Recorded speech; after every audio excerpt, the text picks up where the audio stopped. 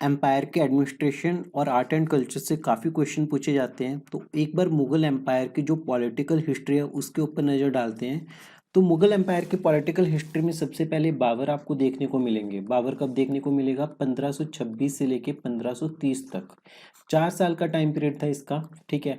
उसके बाद हुमायूं 1530 से 1540 तक, 1530 से 1540, फिर ये 15 सालों का गैप आएगा। ठीक है। फिर ये 1555 से 1556 तक, 2 साल। ठीक है। तो बीच में जो टाइम था वो शेर शाह सूरी का था। किसका था? शेर शाह सूरी। और ये अफगान थे। कौन थे ये? अफगान। तो ये आपको पूछा जाता है कि ये अफगान थे, टर्किश थे, कौन थे? तो ये अफगान थे। ठीक है। हुमायूं के बाद आपको देखने को मिलेगा, तो हुमायूं का ओवरऑल टाइम पीरियड कितना रहा? 10 से 12 साल, 11 साल के आसपास। ठीक है। उसके बाद हुमायूं के बाद अकबर देखने को मिलेगा आपको। अकबर कब आया? 1556 में, 1556 से 1605 तक। तो अकबर ने कितना टाइम स्पेंड किया? 50 साल। तो 50 साल में इसने एडमिनिस्ट्रेशन में रिफॉर्म्स लेके आया ये। ठीक है। एडमिनिस्ट्रेशन में रिफॉर्म्स लेके आया सम, प्लस जो आर्किटेक्चरल डेवलपमेंट है, आर्ट एंड कल्चर, उसमें भी काफ़ी डेवलपमेंट्स हुई अकबर के टाइम पे। उसके बाद जहांगीर, अकबर का बेटा जहांगीर, इसका टाइम पीरियड क्या से क्या था? इसका टाइम पीरियड था 1605 से लेके 1627 तक, 1605 से 1627 जहांगीर। ठीक है। तो ये टाइमलाइन थोड़ी सी आपको आइडिया रखना है इसका। ये 22 साल तक रहा था। और जहांगीर के बाद आया था शाहजहां। तो ये 1628 से लेके 1658 तक। तो ये कितने साल रहा? 30 साल के आसपास शाहजहां। ठीक है, शाहजहां। और इसके बाद औरंगजेब, ये 1658 से लेके 1707 तक रहा था। ठीक है। तो मेजर जो आपके आर्ट एंड कल्चर के पॉइंट ऑफ व्यू से चेंजेस हुए थे वो अकबर के कार्यकाल में, ठीक है, जहांगीर के कार्यकाल में और शाहजहां के टाइम में मेजर इसमें चेंजेस हुए थे। तो आपको याद रखना, बाबर तो 4 साल ही रहा था, इसमें तो क्या ही चेंज होगा। हुमायूं भागता ही रहा था काफ़ी टाइम तक। तो 10 साल इसने वो टाइम स्पेंड किया, उसके बाद 10-12 साल ये गायब था, 15 साल। तो इसके टाइम में भी कोई ज़्यादा चेंजेस नहीं हुए। तो मेन था अकबर, जहांगीर, शाहजहां और औरंगजेब। तो इन चारों को पढ़ना है। जैसे क्रिकेट में प्लेयर होते हैं ना, टॉप 7 के, तो 1 2 3 4 5 6 7, उसके बाद टेलेंडर शुरू हो जाते हैं। तो इसमें भी टेलेंडर शुरू हो गए थे उसके बाद, जो कि बड़ी जल्दी से हार गए। उनमें से कोई भी ऐसा इतना खास नहीं है जिसके बारे में आपको बहुत ज़्यादा पढ़ना पड़े। तो आपको मेजरली इन्हीं के बारे में पढ़ना पड़ेगा, टॉप 7 प्लेयर्स के बारे में। शुरू करते हैं। सबसे पहले हम इसकी, Mughal empire was divided into the subahs, ये सूबा में डिवाइड था। Which were further sub divided into sarkar, pargana और ग्राम। ये इसमें डिवाइड था सरकार, परगना और ग्राम। ये आपको याद रखना है। ठीक है। सूबा डिवाइड था सरकार में, सरकार डिवाइड था परगना में, और परगना डिवाइड था ग्राम में। तो पहला पॉइंट आपको ये याद रखना है। However, it had also two other territorial units। जैसे कि आपसे पूछा जाएगा कि खलीसा का मतलब क्या है। खलीसा का मतलब है कि रॉयल लैंड, वो लैंड जो राजा से बिलोंग करती है, रॉयल लैंड। जागीर का मतलब क्या है? जो ऑटोनोमस राज्य है, जो दे दी किसी को, जागीर दे दी जो किसी को। और इनाम का मतलब क्या है? जो गिफ्टेड लैंड है, मेनली वेस्ट लैंड है। जो गिफ्टेड, इनाम, नाम में ही आ रहा है ना इनाम, तो इसका मतलब ये गिफ्टेड लैंड है। तो अकबर के टाइम में 15 सूबे होते थे। जैसे स्टेट्स जो है ना, आज के टाइम में इंडिया में कितनी स्टेट्स है? 28 के करीब स्टेट्स है। तो अकबर के टाइम पे कितने सूबे होते थे? 15 सूबे होते थे। और औरंगजेब के टाइम में कितने सूबे होते थे? 20 सूबे होते थे। तो औरंगजेब के टाइम में इंक्रीज कर गए थे। तो जो सूबा होता था उसका जो इंचार्ज होता था, वो दो नाम आपको याद रखने हैं, सिपाह सलर और दीवान। सिपाह सलर और दीवान। ठीक है। सूबेदार भी कह सकते हो, सूबेदार या दीवान। तो सूबे को कौन वो करेगा? सूबे का इंचार्ज सूबेदार या दीवान। सरकार, सरकार का मतलब डिस्ट्रिक्ट। तो इसका जो इंचार्ज होता था वो कौन है? फौजदार या फिर अमलगुजार, अमलगुजार या फौजदार। परगना का जो इंचार्ज है वो कौन है? सिकदार या कानूनगो, सिकदार या कानूनगो। बस ये कीवर्ड्स आपको आइडिया रखना है, कानूनगो क्या चीज़ है, अमलगुजार क्या चीज़ है, फौजदार क्या चीज़ है। और ग्राम का क्या होगा? मुकद्दम या फिर पटवारी, पटवारी अकाउंटेंट, ये रिवेन्यू को देखते हैं। तो इसके लिए पेपर होता था आईपीएस, इंडियन पटवारी सर्विसेज। तो उसके अलावा अकबर ने इंट्रोड्यूस की मनसबदारी सिस्टम को। किसको इंट्रोड्यूस किया? मनसबदारी सिस्टम को। मनसब का मतलब क्या है? कि मतलब एक काइंड का रैंक है, ये रैंकिंग सिस्टम को इंट्रोड्यूस किया। मनसब का मतलब है कि एक रैंक है। तो इसमें बहुत सिविल और मिलिट्री थे। तो मुगल मनसब व डुअल। तो आपको जो ये लाइन लिखी हुई है ना, एग्जाम पॉइंट ऑफ व्यू से आपको बहुत ज़्यादा डीप में नहीं जाना। वो आप जा चुके इससे पहले, क्योंकि काइंड ऑफ रिवीजन है। तो मनसब, मुगल मनसब डुअल थे, जैसे जात मतलब कि पर्सनल रैंक, और पे स्टेटस, कितना पे किया जाएगा। सवार का मतलब क्या है कि इतने घोड़े आपको मेंटेन करने हैं, इतने घोड़े मेंटेन करने हैं। तो जिसकी जितनी ज़्यादा जात होती थी उतना उतनी ज़्यादा उसको घोड़े मेंटेन करने होते थे, उस उतनी ज़्यादा उसकी सवार होती थी। मनसबदार को 3 कैटेगरीज में डिवाइड किया जाता था। Mansabdars number 1, number 2 Aamir's, number 3 Aamir ए उम्दा, आमिर ए उम्दा। तो ये एक आइडिया रखना है, मनसबदार 3 टाइप के हैं। उसके जो सैलरी दी जाती थी, जो पैसा दिया जाता था, वो 2 टाइप से दिया जाता था। नकदी, आज के टाइम पे डीबीटी होता है, तो उस टाइम पे नकदी होता था, और जागीरदार, जैसे पहले महीने की सैलरी लैपटॉप दे दी, दूसरे महीने की सैलरी कुछ और दे दी, तो उस टाइम पे जागीर दे दी जाती थी। ठीक है। जहांगीर, अब अकबर का टाइम पीरियड कंप्लीट हो गया। अकबर ने क्या क्या किया? अकबर ने मनसबदारी सिस्टम को इंट्रोड्यूस किया। जात और सवार के बारे में पता होना चाहिए। मनसबदार 3 टाइप के होते हैं, और उसके बाद नकदी और जागीर। जहांगीर, जहांगीर आया, उसने क्या किया? दोस्पा सियस्पा सिस्टम निकाला। नाम देखो, दोस्पा सियस्पा। ठीक है। मतलब उसने ये बोला कि सवार रैंक को इंक्रीज कर सकते हो विदाउट इंक्रीजिंग जात रैंक। कि जैसे पर्सनल रैंक ना वो करो। मान लो पर्सनल रैंक किसी की बहुत ज़्यादा हाई है, इसको बोला कि 5,000 घोड़े मेंटेन करने हैं। ठीक है। और किसी और की रैंक बहुत नीचे है, और इसको बोला था कि तुझे 200 घोड़े मेंटेन करने हैं। अब जहांगीर ने क्या बोला? जहांगीर ने बोला कि इसकी रैंक ऊपर मत करो, पर इसको 200 की जगह ना 2,000 घोड़े बोल दो मेंटेन करने के लिए। ठीक है। तो सवार का मतलब घोड़ा, सवारी करना, जैसे हम घोड़े पे सवारी करते हैं, तो सवार का मतलब घोड़ों को मेंटेन करना।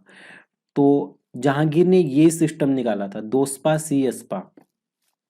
और शाहजहां ने क्या ऐड कर दिया? जमादामी और महाना जागीर। महाना, महीना से महाना, जागीर मतलब मंथली स्केल सिस्टम इंट्रोड्यूस कर दिया जी शाहजहां ने। उसके बाद it ultimately cause jagirdari and agrarian crisis. तो इसकी वजह से क्या हुआ? जागीरदारी और एग्रेरियन क्राइसिस आ गई, which was the major cause of the decline of the Mughals. ये एक रीजन था मुगल्स के डिक्लाइन करने का। उसके अलावा सेवरल मेथड्स और थे रिवेन्यू कलेक्शन करने के लिए, जैसे कनकूट। आपसे कीवर्ड पूछा जाता है, कनकूट इनमें से क्या है? तो एस्टीमेट है ये। और राई क्या है? यील्ड पर यूनिट एरिया है, ये कितना एक पर यूनिट एरिया में से कितनी उपज निकलेगी। जब्ती का मतलब क्या है? Base on the yield of the crops. Kankut, rai and zabti. फिर एक सिस्टम था दहशाला सिस्टम, या जब्ती भी बोलते हैं इसे। ठीक है। जब्ती ही दहसाला है। तो टोडरमल ने इसे पायनियर किया था, शुरू किया था। तो इसका मतलब क्या होता है कि पिछले 10 साल के जो फसलें हैं उनके रेट के बेस पे आपको कलेक्शन करनी है, रिवेन्यू की कलेक्शन करनी है। So next, jagirdari system was the assignment of land in proportion to jagirdar salary. मतलब जागीरदार की जो सैलरी होगी उसके प्रोपोर्शन में उसे लैंड असाइन कर देंगे। Hence every mansabdar was entitled to jagir if he was not paid in the cash. जो भी मनसबदार थे उन्हें एक जागीर दे दी जाती थी। जागीर का मतलब है कि जमीन का टुकड़ा दे दिया जाता था अगर उन्हें कैश में ना पे किया जा रहा हो। उसके बाद मदद ए माश, या फिर सुयूर घल, या फिर इनाम। ये लैंड ग्रांट थे जो कि रिलीजियस असाइनमेंट्स या फेवर के तौर पे दी जाती थी। मदद मतलब फेवर करना, या सुयूर घल या इनाम। तो ये लैंड ग्रांट्स थी, मतलब कि जमीन दे दी फेवर में या फिर रिलीजियस असाइनमेंट में। तो ये सारा एडमिनिस्ट्रेशन का सिस्टम था। अगर मुगल कल्चर को समझे हम, तो बाबर ने 2 मस्जिद बनवा के गया था। बाबर 4 साल रहा था, 2 मस्जिद बनवा के गया था। एक काबुली बाग में, काबुली बाग इन पानीपत, और दूसरी रोहिलखंड में संभल में। ठीक है। उसके बाद अगर हुमायूं की बात करें, तो हुमायूं का मकबरा किसने बनवाया था? उसकी विधवा बेगा बेगम ने। हाजी बेगम भी बोलते हैं, हाजी बेगम। उसने बनवाया था Humayun's tomb. Unusual building at Fatehpur Sikri. Fatehpur Sikri पे एक अनयूजुअल बिल्डिंग है। अनयूजुअल नाम क्यों बोले हैं? It is known as the Panch Mahal. Panch Mahal unusual building है, ऐसा क्यों? क्योंकि पंच महल has the plan of the Buddhist Bihar. जो इसका आर्किटेक्चर है, जो इसका प्लानिंग है, वो बुद्धिस्ट विहार के अकॉर्डिंग किया गया है। मुगल्स के टाइम पे आप सोच के देखो, ये वाली चीज है, तो अनयूजुअल बिल्डिंग है इसलिए ये। उसके अलावा मरियम पैलेस, दीवाने आम, दीवाने खास, ये सिकरी में बने थे। मरियम पैलेस, दीवान ए आम और दीवान खास। उसके अलावा बुलंद दरवाजा। बुलंद दरवाजा कब बनवाया? गुजरात की विक्ट्री के बाद, गुजरात को फतेह करने के बाद तब बनवाया। Form the main entrance to Fatehpur Sikri. Fatehpur Sikri present time में आगरा में देखने को मिलेगा आपको, और आगरा यूपी में है। तो फतेहपुर सिकरी को एंटर करने वाला बुलंद दरवाजा बनवाया। उसके अलावा सलीम चिश्ती का मकबरा, टॉम्ब, ये फर्स्ट मुगल बिल्डिंग थी जो प्योर मार्बल में बनी थी। ठीक है, उसके अलावा बीरबल का महल, तानसेन का महल, ये सब फतेहपुर सिकरी में बनवाए थे। कहाँ पे बनवाए थे? फतेहपुर सिकरी में। Akbar also began to build his own tomb. Akbar ने अपना भी मकबरा बनाना शुरू कर दिया था सिकंदरा में, which was later completed by Jahangir, जो जहांगीर ने बाद में कंप्लीट करवाया। The architecture of Fatehpur Sikri is known as epic in red sandstone. ठीक है, उसके अलावा नूरजहां, नूरजहां ने क्या बनवाया?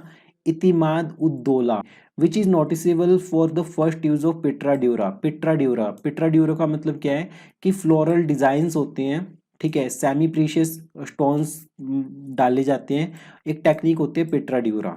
ठीक है, तो वो टेक्निक यूज की थी सबसे पहले कहाँ पे? इतिमाद उद्दौला या फिर घियास बेग्स मार्बल टॉम्ब आगरा में, नूरजहां ने। तो जहांगीर ने इंट्रोड्यूस किया use of red sandstone and use of pietra dura. ठीक है, डेकोरेटिव पर्पस के लिए जहांगीर ने इसको इंट्रोड्यूस किया।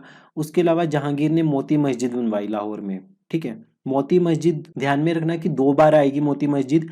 जहांगीर जब बनवाएगा तो उसे लाहौर में बनवाएगा मोती मस्जिद को, और एक मोती मस्जिद लाल किले के अंदर बनती है जो कि औरंगजेब बनवाएगा।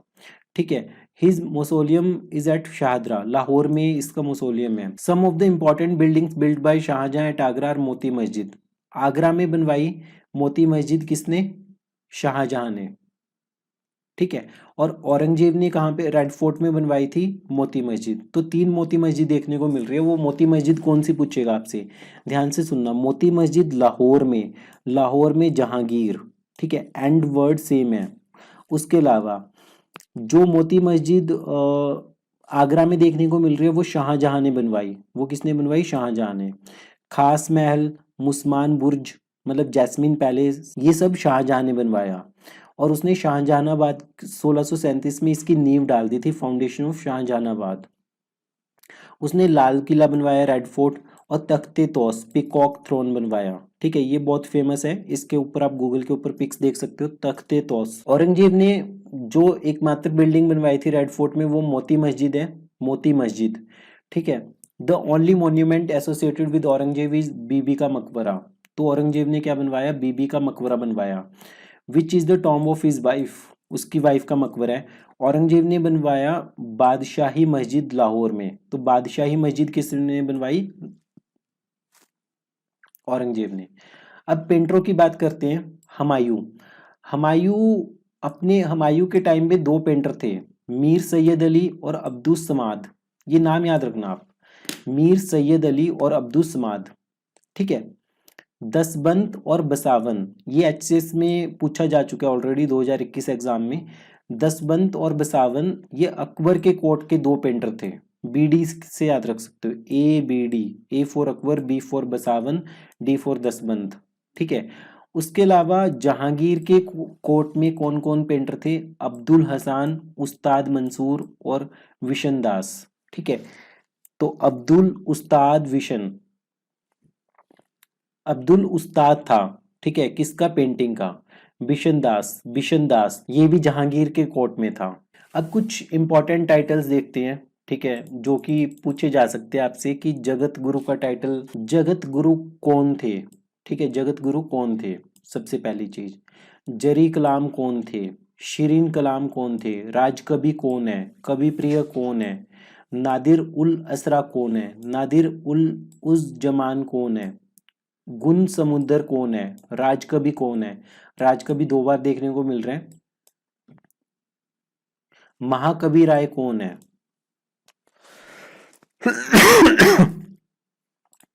तो सबसे पहले जगत गुरु हरविजय सूरी को बोलते हैं। He was a Jain scholar, Jain scholar थे। मेनली रूलर देखो आप, बाबर हुमायूं काट दो, ठीक है, औरंगजेब काट दो, सिर्फ अकबर, जहांगीर और शाहजहां। तो आंसर में हमेशा इन तीनों पे फोकस करना है, अकबर, जहांगीर और शाहजहां। अब अकबर के टाइम पे लिटरेचर का ज्यादा वो था। जरी कलाम किसे बोला है? मोहम्मद हुसैन को बोला है, मोहम्मद हुसैन को। ठीक है। थोड़ा सा अगर आप इसके बारे में मतलब गूगल पे पढ़ोगे तो आपको ये नाम याद रहेगा, अदरवाइज नहीं याद रहेगा।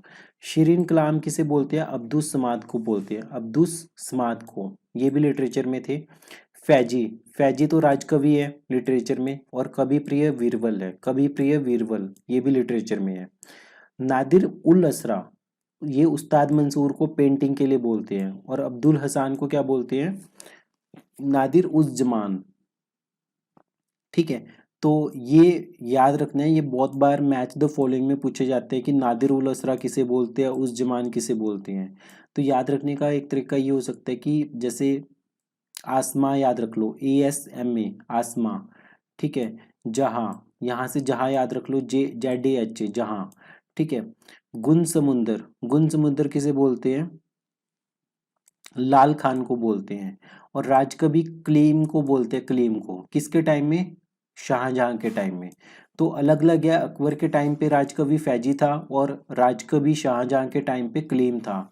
और महाकवि राय कौन था? सुंदरदास, महाकवि राय। तो याद रखने, महाकवि राय आपका अकबर के टाइम में नहीं था, ये शाहजहां के टाइम में था। तो ये कुछ इंपॉर्टेंट पर्सनैलिटीज है, जो टाइटल्स थे जो मुगल रूलर्स ने दिए थे पर्सन्स को इन डिफरेंट फील्ड्स।